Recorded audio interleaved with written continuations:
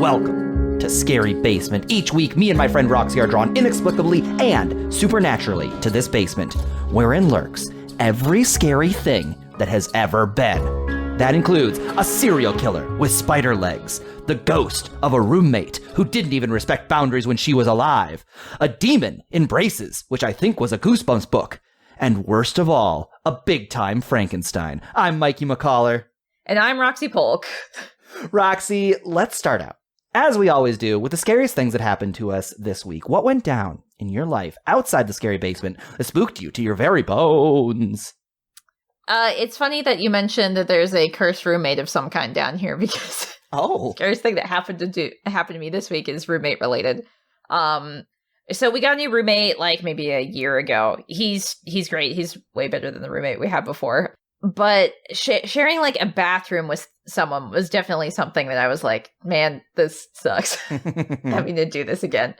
And so I had to have a talk about cleaning it because I cleaned it the last time. Sure. And then it was starting to get pretty bad. And I was like, I was just for some reason hoping he would just pick up on the fact like, hey, you share the space too. And it's getting not great. It's your turn to clean it because I did it last time when I was like, I actually never had that conversation. You were expecting him to read your mind. Or just like, shouldn't you also want to clean this because it's gross? But like, are you playing chicken with me? Like, you should want to clean it. Which the previous roommate I had, he was literally just like, oh, I just waited for the other roommate to do it last time. I was like, no, you have to do it. I'm not your mother. I literally had to tell him I'm not your mother. Yeah, that sucks. But that was the previous roommate. So I was like, man, he was like, oh yeah, okay, I'll do it this weekend. I was like, okay, thank God. All right. But also just like the anxiety about having to have a talk about stuff like that. That is scary. It's not fun. Because what if he ate you? That would not be great. What if he said, oh, you want me to clean the bathroom? Well, let me just unhinge my jaw. And now there's no problem anymore. Exactly. So I had some social anxiety about roommate things. What about you, Mikey? What was the scariest thing that happened to you this week? I'll tell you the scariest thing that happened to me this week, Roxy. All right. What's up? I began reaching out to people. Oh? To see if they wanted to play roles in a big project I've been working on for a year. Oh my God. Okay, that's got to be daunting. I mean, I'm sure it's scary, but it's got to be a little fun too, maybe, right? It's fun when they respond back and they're like, yeah, that was fun. That was really great. What's scary is just being like, hey, do you remember like a year ago I asked you about a thing? Well, I finished writing it, and do you want to come be in it? And it's like, you got to send the script out. And then they got to read your script. And you're just like, all right, well, here's kind of my heart. I hope you like it. Oh, no. Scary. That is, being vulnerable is incredibly scary. But I'm glad you put yourself out there and did that. I think that's very important. I did, yeah. And everybody who I've asked to be in it has said they want to be in it. We've gotten a lot of dream cast members that I didn't think were going to do it because they're on like real TV shows. That's wonderful. So that's very cool. It worked out very well, but it was like I just like looked through my everything I had on my to-do list for the last week, and just even seeing like email this person about that project, I was just like, it made me tense again, even though I know it's already over. It's like a ghost, Roxy. It's like the ghost is gonna haunt me for the entire rest of my life. Anxiety, but even though it's done, it might be back. It might come back. What if they just change their mind? What if they hate me? Well, believe in yourself. That's the thing to do. But just saying that, how do you even put that into practice? Somebody who I am not confident in one way or the other, I don't know if they hate me or not, is the demon bot. Here he is, stomping on over. Still dressed like Chucky. Did you sleep in that, buddy? I am not dressed like Chucky. I just think that overalls will be in this year. Anyway, Mikey and Roxy, you were assigned the film Child's Play 2. Did you watch the film, or your soul's forfeit? Roxy, I did watch Child's Play 2. Did you watch it? Yeah, I watched it. Hell yeah. Then you may keep your souls. For now. And then you skittered away. Holy shit. So fast. Roxy, let's recap the plot for anybody listening up at the Scary Basement cellar door who has maybe not seen Child's Play 2. Okay? Okay. We open with a classic cleaning up the doll montage as the Good Guy Corporation scrapes off the burned plastic of the original Chucky doll from the first movie and gives it new skin, new eyes, and new freckles, in an attempt to prove to the public that no, this Good Guy doll isn't evil. Their hypothesis is proven incorrect, however, when the just completed doll electrocutes a toy designer. Meanwhile, Andy Barclay, the protagonist from the first movie, is stuck in foster care after his mother was institutionalized for suggesting a doll could be evil. He's taken in by the foster family, the Simpsons,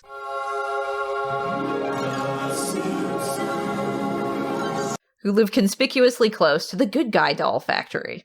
A Good Guy executive then takes home the evil Chucky doll, who of course comes to life, and suffocates him with a plastic bag. But before all that, Chucky calls the children home and finds Andy's new address. Knowing he's the only boy he can pop his soul into to get out of this doll body, Chucky once again goes on the hunt for Andy. Andy gets to know his new foster family, including Mom Joanna, Dad Mr. Simpson, and 16-year-old fellow foster child Kyle, who functions as a cool older sister. But when Chucky arrives, he smashes up the normal, non-serial killer Good Guy doll already in the house and takes its place. Soon, Chucky ties up Andy in the middle of the night and attempts to take the boy's soul. Didn't take him long. He just gets right to work. Yep. Of course, no one believes Andy that Chucky is after him, so Andy goes off to his new school, with Chucky secretly in tow. There, Chucky writes, "Fuck you, bitch," on Andy's homework, earning Andy detention from his mean old teacher, Miss Kettlewell. After Andy bolts, though, Miss Kettlewell pays for her life for upsetting the little ginger doll. She gets real stabbed in her chest. Now, Andy goes on the attack. He brings a knife into the basement to kill Chucky himself. He's going to take care of it this time. A brief Andy-Chucky scuffle ensues, which leads Mr. Simpson to come check on the noise in the basement, only for him to then get tripped by Chucky on the stairs, and right as he realizes, oh shit, Chucky was real, Chucky breaks his neck. Joanne shows up, who is the mom. She calls the police, and Andy is taken back to the group home. Kyle, that cool older sister, then discovers the smashed-up Tommy doll and realizes that Andy was telling the truth. Chucky really is some kind of evil something. She finds Joanna already murdered up in the house, and then gets abducted by Chucky herself at knife point and forced to drive them both to the group home. There, Chucky kills the lady who's just trying to get these kids adopted, for Christ's sakes, and pairs back up with Andy. Then, Andy and Chucky go off in search of a quiet place to switch souls. That place turns out to be the Good Guy factory, because why not? Chucky tries to Adui Dese Dembella his way into Andy's body, but no, it's too late. Chucky spent too much time in the doll. He's trapped. This is his real body now. Enraged and ready to murder, Chucky loses his goddamn mind, chasing Andy and Kyle around the factory. Kyle returns to save Andy, and they run through the massive toy factory filled with Chucky lookalikes and horrific robotic arms building more Chucky lookalikes. We see the real Chucky get his hand ripped off and then shove his stump into a knife to become a freaking Captain Hook. At that point, Andy and Kyle get the better of him, though, when they sew his little doll dick to a platform, slice off his legs, cover him in molten plastic, and blow his head up with an air tube. Andy and Kyle then leave the Good Guy factory, heading for home. Where is home? Andy asks. Kyle responds, find out in Child's Play 3. Nah, she actually says she has no idea. Has no idea where home is. How would she know? That, Roxy, is Child's Play 2. What a film, huh? It sure is, yeah, Child's Play 2. I'm going to tell you a little fact about me, Roxy. This is the first horror movie I ever saw. Really? You saw it before Child's Play 1? I did, yeah. It was just on TV a lot. Oh, okay, weird. It's the very first horror movie. There are certain moments of this. I not only was it the first horror movie I saw, I taped it and watched it over and over and over. Oh, wow, okay. I didn't quite realize that. How did we not talk about this when we were reviewing Child's Play 1? Madness.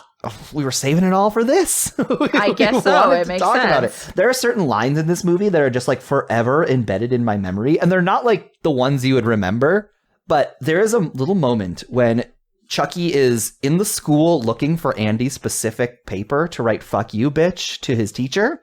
Uh-huh. And the way Chucky says it, I have 100% said to myself 1,000 times. Chucky goes, just the way Brad Dourif reads this line is insane. He just goes like, where is it? Where is it? Aha. and then it like fades out slowly. And I'm just like, oh, I can't find my keys. I'm just, where is it? Where is it? And then when I do find them, I go, aha. It's just like a weird tick I have from having watched this movie hundreds of times. Sometimes stuff like that will just stick with you. I can't come up with one right now, but I've definitely got things like that that's just that stuck in my mind in some sort of sense memory, and I just remember it and associate it with things and say stuff. Roxy, I think Chucky is my favorite horror villain. I think he's funny. I think he is mean when he needs to be. I think he's angry when he needs to be. I think that like even like seeing him develop later, he becomes very like queer positive. Like there's just like a lot to like about Chucky. Yeah, I mean, he's definitely interesting, especially because, well, now he's trapped in this doll body. And then that's when the movies kind of give over into absolute camp territory. Mm-hmm. The first two are pretty much like, yes, these are horror movies with, yeah, our villain is a kind of wise-cracking literal doll, like a children's toy. But it still has a lot of very horrific elements to it, especially when you've got like a kid who is trying to evade these things and a kid who adults literally don't take him seriously or listen to him. So people who are supposed to help him don't. Mm-hmm. So he's on his own and he's like 8. He goes through, this is more of like about the Chucky franchise, I guess I'm going to say real quick. I won't dwell on it because we're just talking about a single movie. But he goes from being kind of like more of a serious villain to them being like a horror comedy villain to being a little bit more serious, but also campy. Mm-hmm. It's like he's more deadly. It feels more like he will straight up murder you, but he's still going to laugh about it and maybe more try and psychologically manipulate you about it instead of just quipping a joke and then killing you. He's going to manipulate you. I feel like this movie is the perfect, like this is the canonical Child's Play movie. It's like right in the sweet spot because, and I think it's because of two specific scenes that just in like reading, you know, I found this old Fangoria article about Child's Play 2 that if it came out before the movie came out, it's just like full of spoilers. I was like, is this what fan magazines used to do? They're just like, oh, the film's climax takes place at the Good Guy doll factory. And I was like, that would have been a huge, cool surprise. Apparently, the climax at the doll factory and the scene at the school with Mrs. Kettlewell were planned for the first movie. Oh, I did not know that. Okay. Which makes so much sense because it's like when you're thinking like, what are the like worlds of the child that would be like very scary? There's like, I guess the toy store is a little closer, but like the Good Guy doll factory kind of mimics for me like all the Chucky dolls. Like it feels like, oh yeah, that's like in the pocket. That's the kind of idea you want to have in a Chucky movie. And especially because it's his origin essentially to how his body was made. So. Right, yeah. We see his body being made. There's a lot of body, not quite body horror, but a little bit of like, you know, the cleaning off of Chucky is what opens the movie and the complete destruction of his body is what ends it. Which also, their concept to do that is like the general public, if their idea of repairing him to be like, see, he's not a murder doll. You could just take any doll from the factory. The general public isn't going to know. Like, were you like videotaping it to show like, oh yeah, this was the one that the kid said was evil, but it's not actually evil. It's like, no, you just take whichever one off the shelf and be like, see, look, it's totally normal. It says whatever. That kid was lying. Roxy, Our that PR is good. That is such a great point. It made me realize another thing that is insane about their plan, which is like, they're like the supermarket tabloids are talking about Andy Barkley and his killer doll. If they came out and said, we got the killer doll and fixed it, then all of the normal people are like, so it was a killer doll? Like, yeah, that's a good point, too. It's acknowledging. And also, like, the mother was committed, so it's like, this is just crazy talk. They're not legitimizing what she's saying. The only legitimate adult that could lend credence to it is just gone. So, like, you have this whole extended sequence that makes absolutely no sense. It's just like, this is a cool set piece for the movie, and because we need Chucky back in order, so this is the best we could come up with at the time. Well, here's the thing. I did write down, like, I think that's like a really good way to get Chucky back. And it is hearkening to like something we've talked about on this show a ton, the idea that capitalism is the true evil, that the company's like, our profits are falling because of the rumors about killer dolls. So let's just show them the killer dolls. It took 20 seconds of thought for you just now to bring it up and me to go like, oh yeah, that's the stupidest idea possible. But I have it written down. I'm just like, this is a really great idea. Such a brilliant way to bring Chucky back is what I literally have written down here. I mean, it's fun to watch. It's like a very kind of interesting sequence where you literally see them like scraping like all the burnt plastic skin off, and like you see his skeleton, and then they're reassembling it. It's got a lot of that, very like Ship of Theseus thing. So like where is the soul housed? Is it in pieces of the melted plastic? I mean, I know later the way the Chucky mythos works, there's like going to be multiple like clone Chuckies and shit. Like you just keep transferring, but like they weren't thinking about that now. So like I don't know how he inhabits it, especially because he just won't fucking die in the ending of it. They kill him like 3 times and think he's dead, and he's not dead. And even after they blow up his head, his body is still kind of there, and I'm like, well, is it still in those bits too? No, you're exactly right. Like, why does the Chucky body become so durable? Why is that happening? The specific one he's inhabiting? Yeah, well, I mean, I don't have an answer to this, and I'm wondering if there's a thematic or, like, silly reason that they have for it, but, like, is it that you can't, I mean, that, like, plastic is so much more durable than human meat? But then it's, like, it's turning to flesh, because, like, that's what happens at the end. That was pretty gnarly when, like, his hand gets snapped off, and then he puts that knife blade, like, in the stump of the hand that got, like, ripped off. You know what it is? It gets ripped off with, like, flesh and blood looking. It's quite gross. And then he's, like, screaming in pain when it rips off. And then he's screaming in pain when he's jamming the stump into the freaking knife. What's so cool about that scene is, like, it is Chucky abandoning his number one most powerful weapon, which is the fact that he can hide as a doll. Like, once he starts bleeding and taping knives to his hands, like, no adult's gonna be like, oh, Andy, you think that doll killed Mr. Simpson? They're like, I would believe that. Yeah, it's bleeding from his hand. It's got a knife.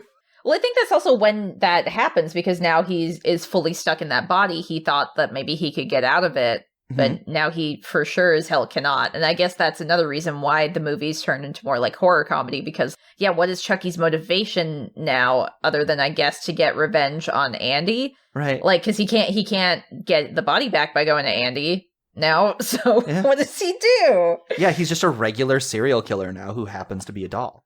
Yeah, and now he's gonna keep getting his body fucked up because he can't just get, like... I mean, I guess he could technically be replacing parts, maybe?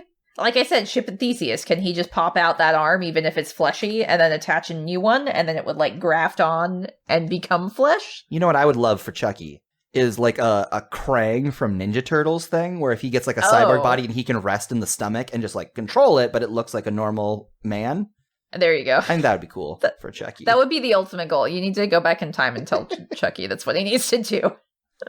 So this movie, I'm almost afraid to talk about it now, because I went into this so excited about like the opening sequence, and I was like, oh wait, that does suck. I'm almost like... Well, like I said, it looks cool, and like cinematography-wise, conceptually, it's really cool. It just makes no sense why they did it. Full disclosure, I don't think it sucks. I think it rules. I think it's a very dumb idea, and I think it sucks, but I also am in love with it and happy it happened. Gotcha. But I just wanted to make sure I did not ruin this scene for you. Well, I mean, it's fine. It's this question of like, I was like tracking all of these little decisions, and they all feel pretty logical from what happened at the end of Child's Play 1. It's like Andy's mother would not go back on her story, and like getting committed. Yeah. It's not crazy. Like that, I could see that happening. He gets taken in by the foster system. Like, I kind of like how little we know about these foster parents, but we get just enough to kind of get the sense of their dynamic. I really, really love the moment where Andy finds the like angel, and Joanna, the stepmom, the foster mom rather, is like, my grandmother gave that to my mother, and my mother gave it to me. And Andy's like, who are you going to give it to? And she just ignores him. She just takes it from him and moves on. It's like, that's very sad. And it's like, okay, I could see why you would be so ready to jump in and help all these kids. Like, you can't have kids of your own, and God bless you. I thought that was like really nice and likable and like a good filmic moment. Yeah, the husband is kind of shitty, but it's like understandable the issues he has with things, because it seems more like his wife wanted a kid, and for whatever reason they couldn't have one or didn't have one. It feels more like he's adopting a kid because his wife wants to, and not necessarily because he does, but he's like going to support her and do it.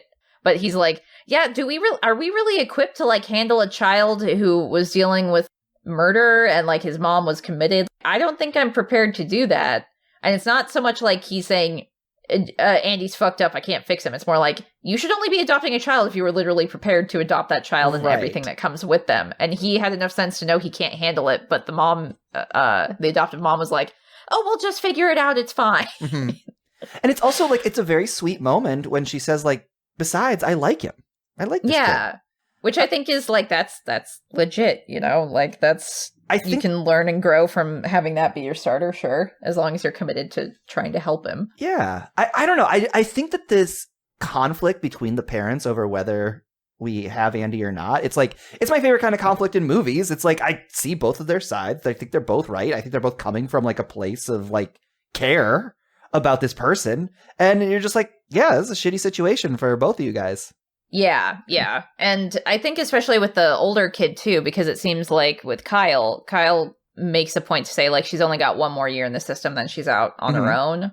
So she's like, you guys aren't going to keep me here anyway. I need to prioritize my job because I'm going to be on my own. Nobody's going to fucking help me. Mm-hmm. Which might have been another reason why they took her in, because it seems like the mom kind of wants to help kids who maybe no one else would help. Right. Or something, possibly. Which makes it even more sad that like she dies. Well, and I will say this about the mom, who I think is, the foster mom rather, I think is the best character in this movie. And it's really a bummer that her death just happens off screen, is kind of forgotten about. Yeah, it is off screen, which is weird. I have a lot of my memories about this movie, having seen it on USA a ton, is that there are a bunch of moments that like were edited that I don't remember. Like I didn't know, I never quite understood the moment when like Andy's teacher showed him the paper and why he got detention, because they cut out the shot that says "fuck you, bitch." Okay. And so I just like, okay, that was weird, whatever. But then I watched it and saw it. It does almost feel like the foster mom's death was cut out for television, but it just wasn't. It was just not in the movie. Oh, really? So maybe you didn't see it when you were a kid. That's what I mean. Like it feels in the actual movie, it feels like a moment from the USA version that was cut out. Like, oh, because there's a missing scene is what it feels like. Gotcha. Yeah, it does feel like that. And then they go to the frickin' foster home, and the lady with the curly hair who's running the foster home, like, gets this big scene with Chucky where she gets to, like, we get to see her response to Chucky being alive. And it's like, this belongs to foster mom. Foster mom deserves this scene. Well, curly hair lady can get killed off screen. Who cares? She's not. Yeah, she was in like one scene before that. Like, had no emotional weight. Yeah, truly frustrating. I like Joanna a lot, and I feel bad that we didn't ever get to see the scene where, like, and even like what that would mean for her, you know, like she stuck up for this kid and she was so betrayed. Like she has this, I will also say, it's kind of something we were talking about with Malignant last week. Joanna's performance is weirdly operatic too. She's kind of, she's very big, but in a way that is like silly and detracts from the movie, doesn't detract from the movie, I should say. But like, I don't know, like it would have been almost a happy death. Like she lost her husband, right? Mm-hmm. And because she stuck up for this kid. And there's almost this like, if she saw that Chucky was alive, she's like, well, at least I didn't kill my husband. It wasn't my fault. Yeah, I agree. And also being like, yeah, my choice to support this kid was correct. Yeah. It's just, it's too bad that he was right about the murder doll. So yeah, it's about the murder doll and not about me. Yeah, we deserve that. Joanna deserved that. When I someday am in charge of remaking Child's Play 2, fuck it. Joanna's the main character. I don't care. And I'm going to get the same actress. It's funny that you mentioned that, too, because I'd say one of the reasons that makes this feel more like the quintessential Child's Play experience compared to the first one is that Andy is our viewpoint character for, like, the entire time, whereas Child's Play 1, he shared it with his mom. Yes. His mom starts out as the viewpoint character, and then he kind of comes in, but they still, like, share the role. Mm-hmm. I remember that, like, in the first Child's Play movie, there's, like, almost a hard shift halfway through when, like, Andy goes to, like, the little children's psychiatric ward, where it's, like, all of a sudden it becomes the mom's movie. Yeah, to an extent, because, like, he's trapped and it's more about her saving him, not really about him saving himself. Not that he doesn't do some of that in the movie, but she's a mom who cares about her kids, so you have to give her the screen time to do that. Otherwise, what's the point of building up the relationship the way you did? So I think in Child's Play 2... since the mom is just gone, I haven't seen all of the in-between sequels. I saw like the reboot Chucky movie. So I don't know if she ever ever comes back. Does she ever come back in any of the sequels? Do you know? So. Okay, which is kind of sad if she just like, I don't know, dies in the, the insane asylum. They forgot she existed, I guess.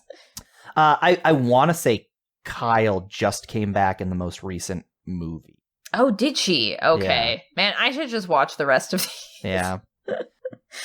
I would say it's interesting. It does get a little bit into like, it does kind of become Kyle's movie once Andy gets taken back to the or like the home. two of them, because she's also a kid too. So it's kind of like we're seeing it through both kids' perspectives, even though I guess she's driving. And I would say that is, I think, the smartest decision this movie makes.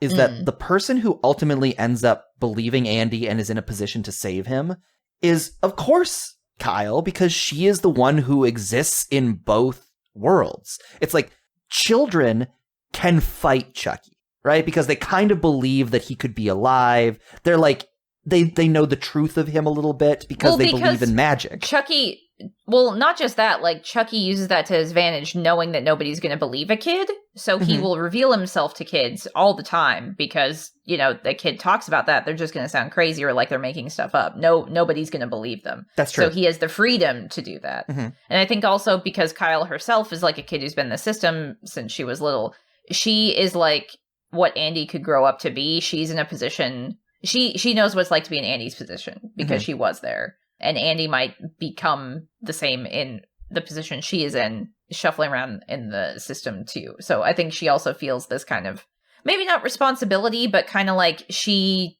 can't just leave him be. She knows she's been where he's been. So I take it back. I said Joanna was my favorite character. I think it's Kyle. Kyle rules. Kyle's great. Yeah, she's like the cool older sister. And even though she's like jaded from everything she's been to, she still is like there for Andy and still has like a soft spot for him, even with all that.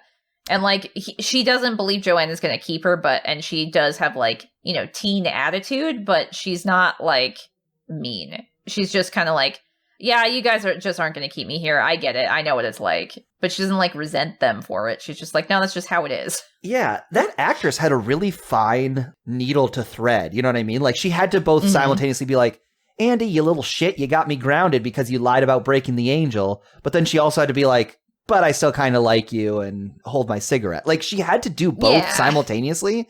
And in a worse actress's hands, that would have fallen apart. It's like she would have picked one direction and gone both, but she somehow does both at the same time, where she's kind of like, I both buy her as an angsty teen and as like a nice person who wants to help out this kid. Like she does a really good job. Damn. Yeah, she's kind of like a surrogate older sister. And I know the third movie is like the military boot camp one or something. Baby. So like I would have liked to have seen them continue to like hang out and like maybe make kind of a family in a way. Where, oh God, me too. They're kind of like siblings, which is too bad that's not the direction it went. But I like that it had the potential to go that way because it was kind of a cute ending, especially when they're like going home. Yeah, because it's like, let's go home. Where's home? I don't know. Yeah, we'll figure it out. Is what it felt like. Which is figure it out together. Kind of this like, I don't know. Andy doesn't really change that much as a character, does he? Not really. I mean, I think, did he show up in the TV series? He just becomes more like, I'm going to hunt down Chucky, I guess, kind of. But beyond that, he doesn't really. In terms of this movie, like, he starts out believing Chucky's real, wishing everybody would listen to him, and, like, he doesn't, like, learn anything about himself. Yeah. Yeah, actually, yeah, that's a good point. Even when we're just talking about in this movie, he doesn't have any sort of change, I guess. Right, because he opens the movie not having a home. Yeah. He ends the movie not having a home, so it's like there is a little bit of like, what are we doing here? Yeah, and like funny. even if he has Kyle, it's not like he didn't trust people and then he learned to trust people because of Kyle. Right. No, he didn't have an issue with that at all. Like he trusted the foster parents. You know, because like his mother was still good to him. The problem wasn't like, sure, adults weren't believing him, but his mother was still good to him. The cop, you know, ultimately helped him in the first movie. So it was more about just Chucky was his only problem. It wasn't like him getting in his own way or any of his personal like motivations or like beliefs or anything. This kid is remarkably well adjusted for having gone through a Chucky scenario. Like, yes, he is. He's still like, he doesn't have an arc, I guess. What would his arc be? He doesn't. Well, I think you identified it, right? Like the idea that he doesn't trust people, like we know it's a Chucky thing. No, I know. Like, that's what it should have been. Yes. Like, okay. Gotcha. If you look at it from like a kid's perspective, he would simultaneously be like, yeah, Chucky is a horrible influence and I'm scared of him. But also, like, his mom's gone. Yes. So I could have seen like a story where he goes to this foster home and he's just like, I don't trust you. You're going to leave too. And she's like trying to convince just like, him. You're not going to replace my mom. Like, my mom didn't leave me. She was taken away from me. You're not going to be my new mom. Yeah. He just is so ready to just stay with these people. Yeah, he's just like chill and hanging like anything. out. I think there's like a way to do this movie where he is kind of a dick to Kyle. And Kyle is like, hey, listen, I've been where you are. I want to help you out. And he's like, no, screw you. You're going to leave me. My mom left me. Everybody leaves me. And then at the end, his arc is like, no, Kyle never left him, even when Chucky was around. And then like he comes and then she's like, I don't know where I'm going to go. And he's like, well, wherever you go, I want to go too. That would be a nice little arc. That would have been nice. Yep. Damn, I love when we come in and solve a movie. We talked about it a little bit. What would you say the big idea of this movie is? I mean, it definitely has elements of like the first movie's gaslighting being a problem, where it's like people don't listen to you no matter what the stakes are. Like, they won't listen to you until they see it for themselves, which I do think is fair. You should have proof before you believe something this insane. But at the same time, it's very frustrating to watch as the viewer because you're like, I know Chucky's real and murdering people. Why won't anyone fucking listen? You all suck. Yeah. Again, retreading things we talked about before. If a kid says a doll is real and killing people, even if that's not really happening in reality, something is going on with that kid that you need to listen to be like, there's something psychologically going on with him or something like within his home life that either he's projecting or making this up because he can't talk about the real thing that's going on. You know, something's going on there that you need to listen to if a kid is making up a story like that, which they don't seem to really address. They don't at all. They brush right over it. Yeah. There is, I honestly can't remember if we talked about this when we talked about Child's Play 1, because that was 39 weeks ago.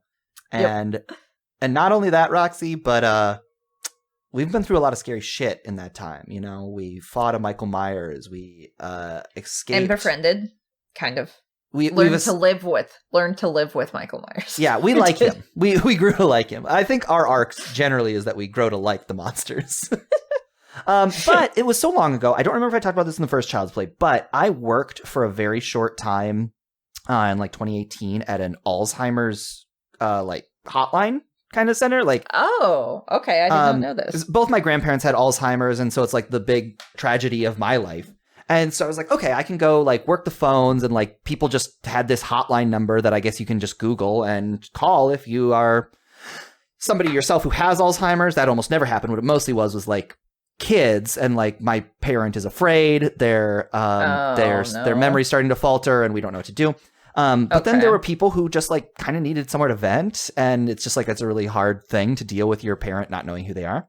And and if you don't know anybody else dealing with that, like who else would you talk to about it? I guess maybe a therapist, but at the same time, it's going to be way different than talking to someone who has that experience. Yeah. So I was like hanging out there and talking to a lot of people, and something we told a lot of adult children whose parents had Alzheimer's was that you have to meet them where they are. Like, it doesn't do them any good for them to say like, no, mom, you're at home. You're not at the cabin where you think you are. It's just like, who cares? Like, if she's at the cabin, just be like, yeah, we're at the cabin. Do you want to go take a nap if it's time for her nap? There is this tendency to just be like, no, the facts are these. And it's something that kept kind of popping up into my brain as I was watching this. And it's kind of what you're talking about. Like, there's a child who's saying this doll is real. It's like, meet them where they are. You can know for yourself that the doll isn't real. But if you go into that conversation saying like, well, what is the doll telling you to do? Why is this happening? What's going on? Like, then it's like you start to figure out who they are as a person, and you get to what you want. You get the child to address what's going on, or you get your parent to take a nap when it's time to take a nap. Like, you don't have to like Mr. Simpson, who is just rigidly like, Andy, look, that doll is down in the basement, and it's been down in the basement the whole time. He's like, all right, great. I'm still very afraid. Yeah, exactly. Which another thing too, he didn't need to supplant the old Chucky doll. He could have just left it in the basement. Leave it in the basement, so whenever the dad says, look, real Chucky's in the basement, it is that other doll. Whereas you're like scampering around doing all the murders you're trying to do. I don't mind him replacing the doll, but what is very, very funny is how very early in the movie disposes of it. He buries it under the swing set, and then like the next scene, Andy and Kyle are out at the swing set, and Kyle's like kicking the dirt, and Chucky as a doll. He couldn't have buried it like 2 inches lower. Like he didn't even try. The doll Chucky is out there with them, and he just like glances down. He's just like, uh-oh. Like he yeah. Like they'll see it. They'll see the corpse. And it truly turns out to be his undoing. Like if he had buried the doll anywhere else. Can I talk about that as a clue, though, also? There have been so many kids who have gone through this house, right? What if one of them had a different Chucky doll that they just buried there? You wouldn't immediately think that Chucky had destroyed it and put it here. It could have been any of the kids who went through this house before. It's not a clue, really, actually. You're exactly right. But because Chucky knows he murdered this doll. It is such a logic leap. There are so many moments in this movie that just like with a slight amount of thinking about. You're exactly right. There have been a ton of kids at this house. Yeah. Like he literally had a room that was made up for him that like how many other countless kids have been here. The mother said, oh, that kid left that Tommy doll here. Like, yeah, that could have been. How many of those are there? Although, many. Can I tell you my headcanon that if this were true, it would puncture that? Okay. I don't think that the Tommy doll was there for the children. I think the Tommy doll belonged to Mr. Simpson. And I'll tell you why I think this. Okay. Because in that scene where he opens the basement door and goes, look, Andy, what do you see? And he goes, it's Chucky. And Mr. Simpson goes, no, it's Tommy. Uh-huh. We have not seen Mr. Simpson interact with Tommy. Why does he know the doll's name is Tommy? Why doesn't he just say it's the children's doll that we have in the house? He knows it's Tommy, which makes me think he has an emotional connection to Tommy, and that was his favorite toy. Maybe. I mean, the Good Guy dolls came out for people Andy's age, though. It's not like it was a big franchise. Well, actually, we don't know. Maybe the Good Guy franchise has been around for 50 years. And I would argue Andy even if it was brand new, like there's something that is very sweet to me about Mr. Simpson just being like, I like this doll. I would like to have him as my friend. I think as a headcanon choice, that would make Mr. Simpson way more interesting, actually, if he actually liked Good Guy dolls. But then it's like, how dare you do this to your friend? How could you put him down there like that? How could you treat him so poorly and like throw him down the stairs? Tommy is just trying to be your friend, Andy. He's your friend to the end. You throw your friends downstairs. That's what you do with your friends. See, I just did it. It's your friend to the end. There's also one of my very favorite scenes. They do which we saw in Child's Play 1, like the little point of view shot where Chucky is running around. We get a little shot where Chucky runs up to the house and opens the door with his little doll hand. And then a few minutes later, we get a mirror of that scene where we're getting a POV shot and they're like looking at knives, whoever this person is, and the hand reaches out to open the knife drawer and it's Andy. So all of a sudden it's like, yeah, this is when Andy is finally deciding I'm taking care of the Chucky problem. I'm not just going to keep going to adults and saying like, you got to believe me. He's real and he wants to hurt me. He's just like, fine, I'll go fucking chop the fucker up myself. Like, it's really kind of powerful. Yeah. Especially because he sort of did that in the first movie too, when he eventually put him in the fireplace and like turned it on. Yeah. But this time, like that was more of just using the environment to his advantage in that moment, but this time he literally got a weapon and is going to actively hunt down Chucky. He's going to find him. And also this knife is really funny because it's motorized for some reason. Yeah. I don't understand what that knife is for. Is that like for cutting turkey or something maybe? I want to say it is. That feels right to me. Yeah, it's like a little mini chainsaw in a way. That knife is such a like Chekhov's gun. Like I kept like, why did Chucky grab a hook to kill Mr. Simpson? Like why didn't he use the cool motorized knife that we already had established in the scene? Nobody gets like, because Andy had it in that scene. Like I guess the staging so. of that particularly. You still could have made a way to make it work. Like Andy throws it. I want to see somebody get stabbed or chopped up with that knife. Like why do we have this cool motorized knife for 1 second? Andy to like touch it to Chucky's head? That sucks. Yeah, like, I was surprised that he killed Mr. Simpson by just, like, snapping his neck by making him fall. And it's like, Okay, obviously he needed to make it look realistic for when Mrs. Simpson found it, but at the same time, does Chucky care at this point? Just make it look like Andy killed him either way. You can do whatever. Yeah. Normally you like to, have it like stab people or do something very visceral. This time you just let him fall and break his neck. It's a little bit of like that had to happen for the movie to happen, Yeah. you know, like, but I think you're right. Like, and that's kind of why like Kyle needed to find the broken Tommy doll for the movie to happen. But because they had set it up that Chucky was just like, oh God, I fucked up. Like that makes it that part work was funny. so well for me that like, yeah, that kind of just... it's funny seeing that reaction, especially because it's like, yeah, we know this is going to, again, Chekhov's gun. We're going to have this thing be discovered at some point. We don't know when. Is it going to be now? No, it's going to be later. It really is Chucky's downfall. Like, if Andy had not found that, she doesn't... Well, I guess he probably would have taken her hostage and had her drive anyway. Now that I think about it, it doesn't matter. Yeah, because Chucky could just walk up to her like with a knife and tell her, like, you're going to go do this thing for me. Drive me there. Like, she didn't need to come to the realization that Chucky was real herself. He could just reveal himself to her and be like, do this thing for me. Yeah, no. But that wouldn't be quite as horrific. That's more like, it's Chucky antics, Chucky doing what he wants. It was more scary. There is a little bit of like once Chucky has his cover blown, then he's like, all right, I guess just drive me to the thing. Like he probably was going to run there. Yeah. Which also, can we talk about this for a second? Okay. Chucky calls the home where Andy had been staying and says like, I'm his Uncle Charles. And then all we get is a little like point of view shot from like across the street of him running up to the house. Roxy, have you ever gone to Google Maps and typed in like a restaurant that's like 2 miles away from you and you're just trying to check traffic, but you have accidentally left it on walking directions? Oh, I definitely have one getting directions to like go to a place or something. Yeah, for sure. It takes like an hour per mile. Is that how it maps out? I can't remember. That's wild. I've definitely like left. I went to a wedding a couple weeks ago and it was in Long Beach, California, which a friend of mine had told me it's like a 2-hour drive. And when I put it in my Maps app, I had left walking on and it said like 14 days. And I was like, this traffic is bad. Oh my God. Imagine how long it would take me to walk anywhere with tiny little Chucky legs.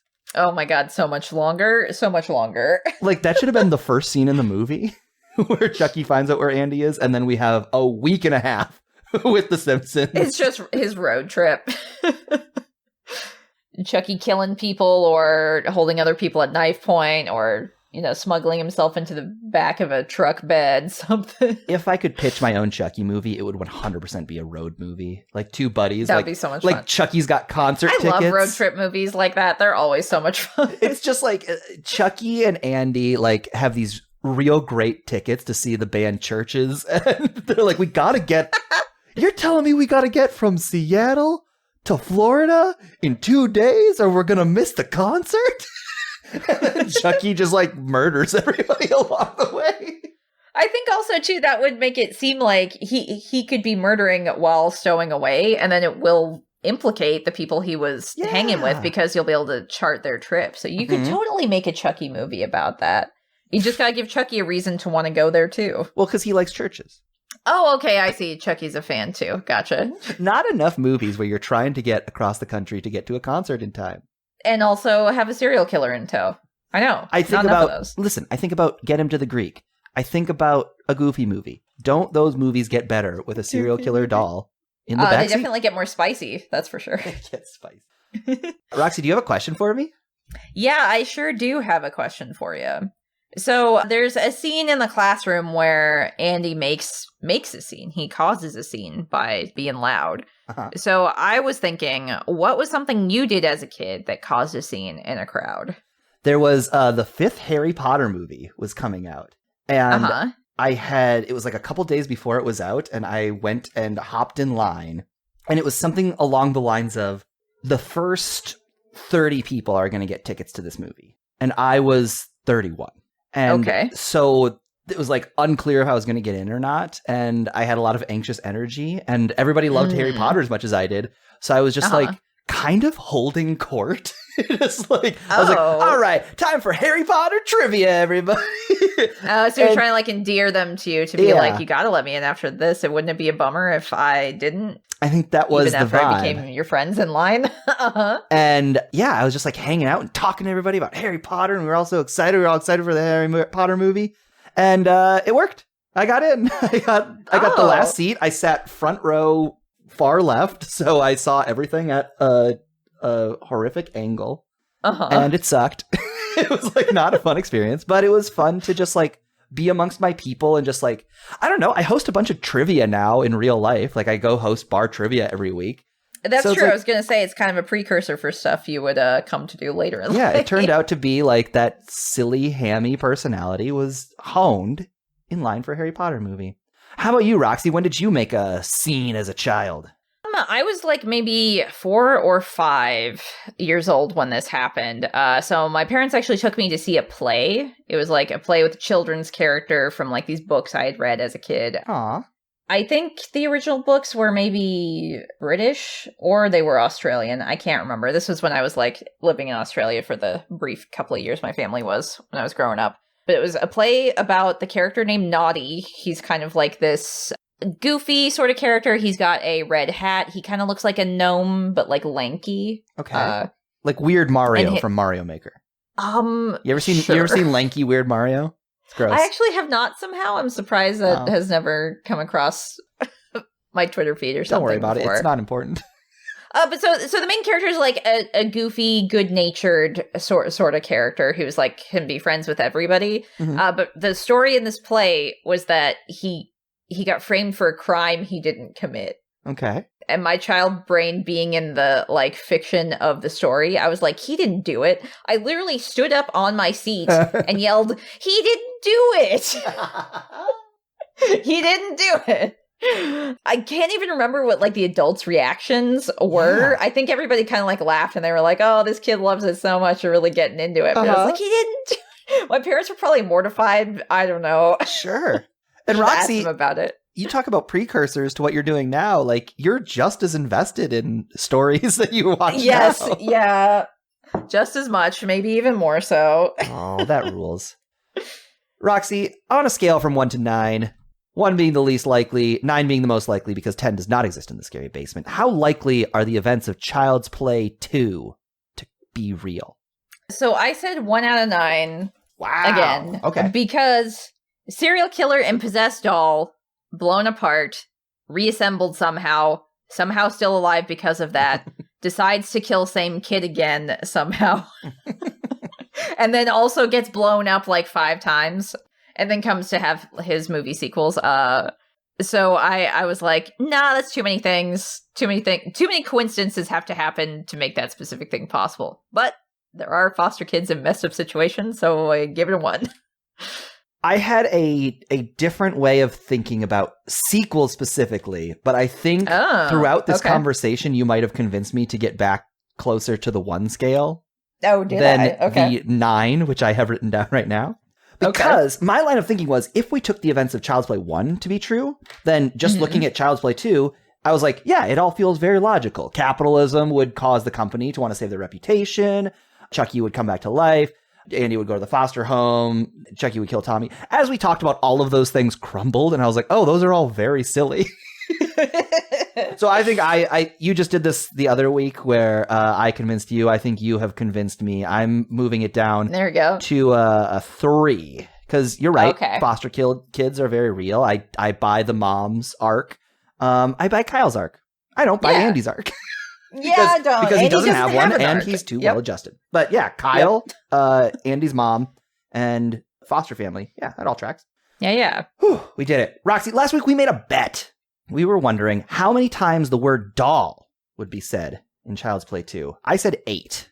I said 30. So I swung big this week. You swung big. I did a little Control F on the script of the movie. Okay. The answer was 11. God damn it. Wow, I wasn't even close. You're pretty close. So we're back to a tie again. We're back. Roxy, 17 points. Mikey, 17 points. 1 tie. Something ties across the board. 30. Don't know what. No Too one many knows cryptic. What. The before people left us a note. Dude, I'm so invested in the before people.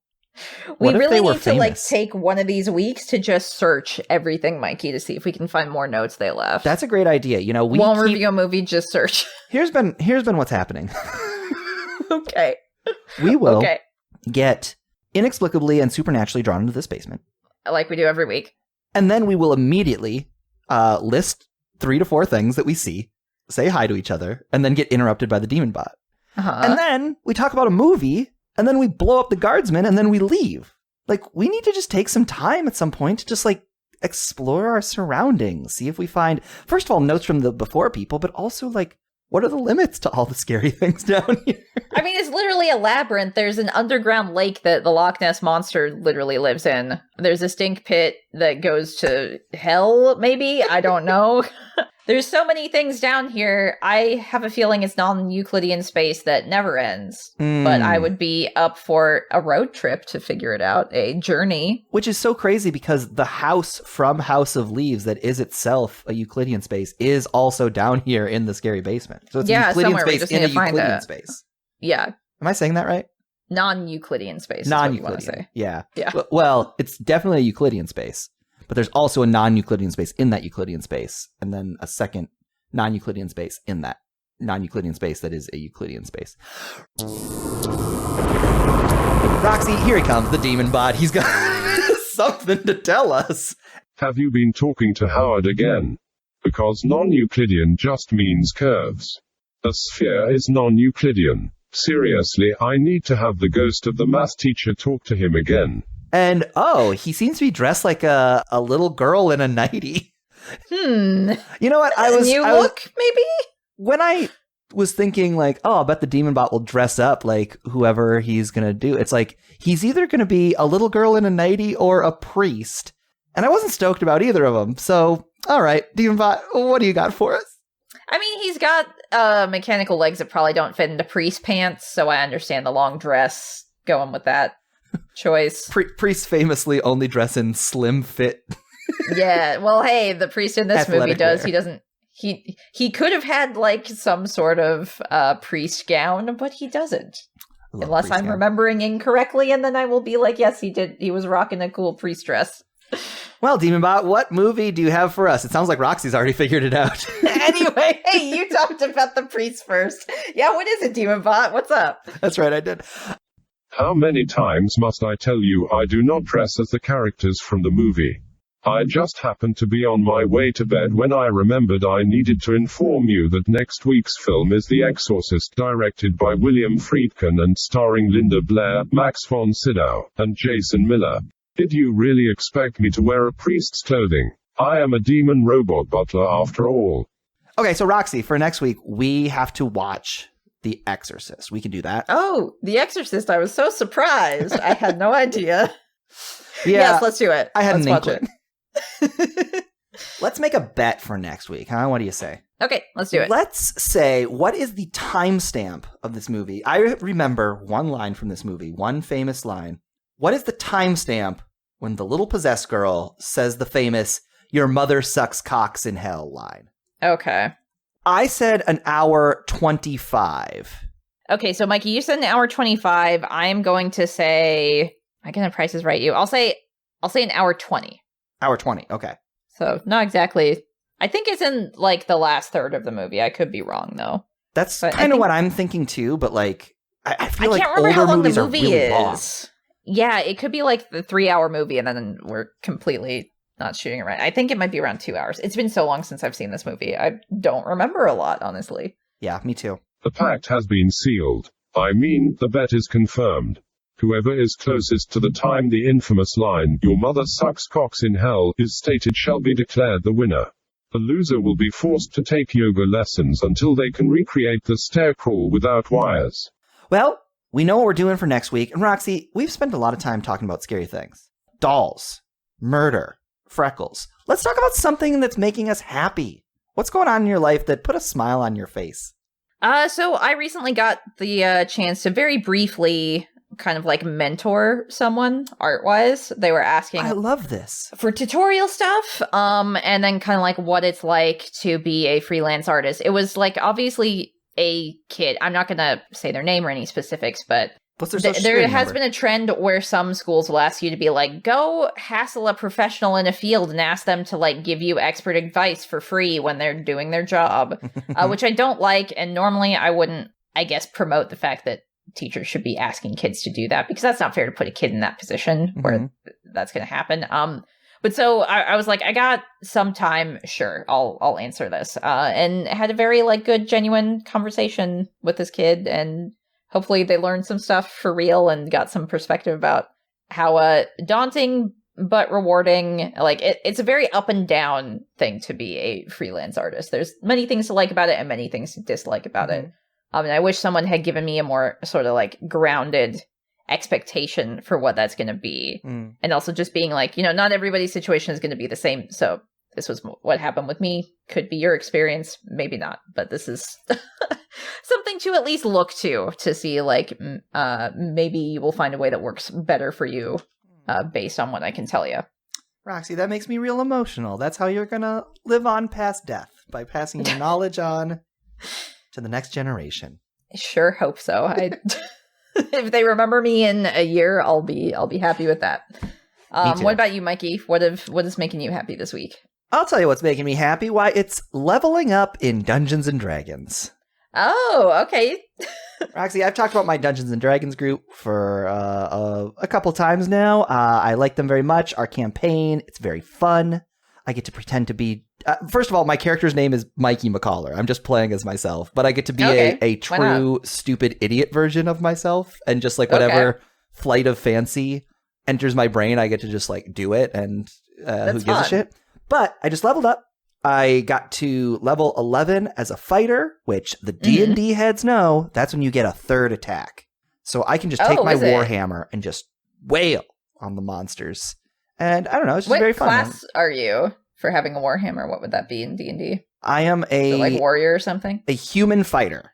Okay. Gotcha. Wait, no. I'm a human Eldritch Knight, which means I got a little bit of magic. Ooh, okay. Just a little bit of magic that I never use. I forget about it every time. Well, you have plenty of more levels to go, right? Yeah. You could spec into something you Sometimes might want. I make my hammer on fire with green, like green fire, and then That's good. It hits people, and then the fire gets around everybody. It's just fire. And then I just say and then I do one more extra D8 of flame damage. And if they're vulnerable to flame, damn, they hate that.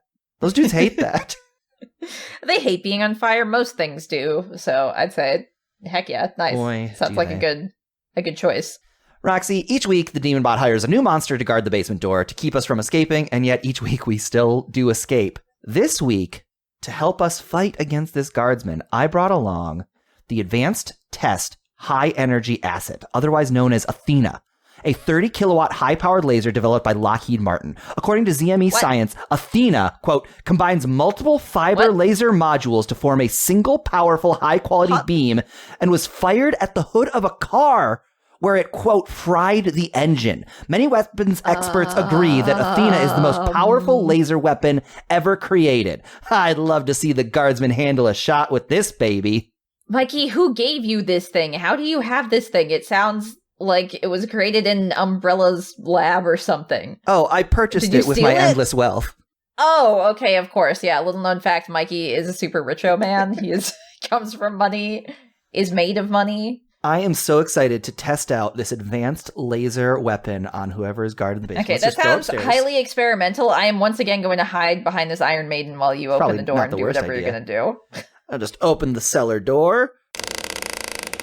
Oh no. Roxy, Mikey? The guardsman of the basement is the devil.